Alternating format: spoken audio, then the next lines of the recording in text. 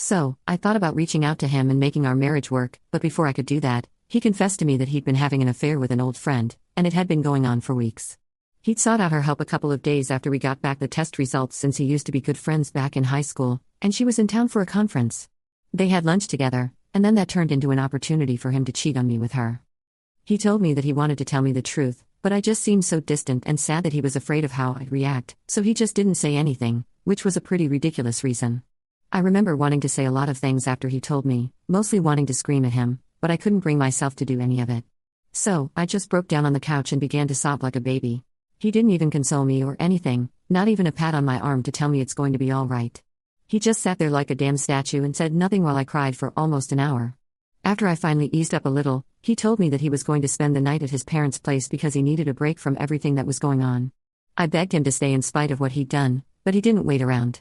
He'd already had his bags packed before discussing this with me, and then he just left.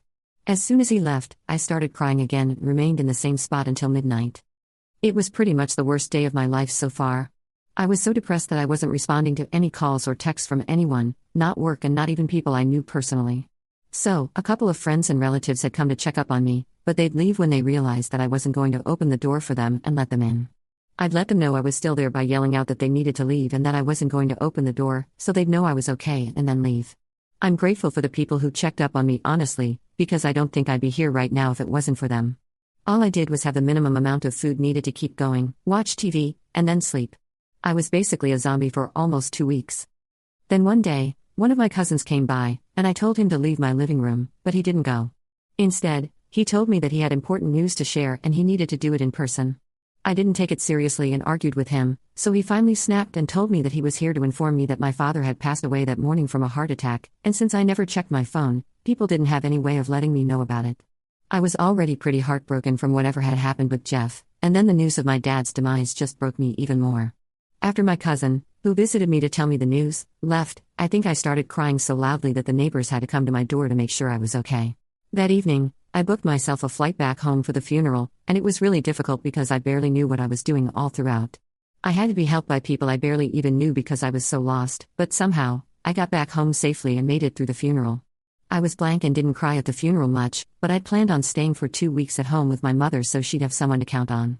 She was devastated at the funeral and didn't leave my side even for a second, but we barely got to speak because of the sheer number of guests and relatives showing up. My dad was a well-known man, he was an attorney and was one of the best in his town.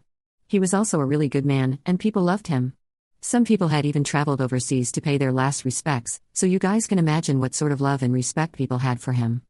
My mother and I were overwhelmed, and for the 2 days after the funeral, we just made small talk. I'm grateful for even that much because just 3 days after the funeral, I lost my mother as well. The medical report said that my mother had passed away due to natural causes, and since she'd passed in her sleep, it had been peaceful for her. But I knew that she'd passed away from a broken heart. Call me crazy, but that's what I really believed. Within days of my father's funeral, we had to organize another funeral for my mother, and this was smaller but hit me even harder than my dad's death because this had happened while I was fast asleep in the next room. I think I pretty much shut my brain off after my mom's passing and was a robot. I flew back home after the funeral and finished off some legal paperwork with the executor of their will, my dad's secretary. There was nothing for me to stay back for anymore, so I came back to my own home and resumed my old routine of eating, watching television, and then going to sleep. My life spiraled out of control after that day because I was so depressed that I could barely bring myself to eat or sleep. I lost my job after 1 week because I hadn't shown up at work for a while and neither had I told anyone anything about my absence, so they had reason to fire me without notice. Besides, it's been ages since I responded to anyone from work, so I should have seen it coming, but it was still a huge blow. This time, hardly anyone came by to check on me because everyone thought that I was staying back at my childhood home, and it was a relief because I didn't want to see anyone and vice versa. So, that was the last 4 months of my life after my parents' passing. I haven't had a job for almost 5 or 6 months and haven't done anything outside of the house for just as long, if not longer. I don't talk to anyone, and it was only recently that I realized that I've been a total mess. I've neglected everything apart from paying the rent and bills on time and doing the absolute bare minimum. I was in this state for almost 1.5 months until one day I decided that I wanted to comb my hair because my head was really heavy, and I wanted to do something about it because it was uncomfortable.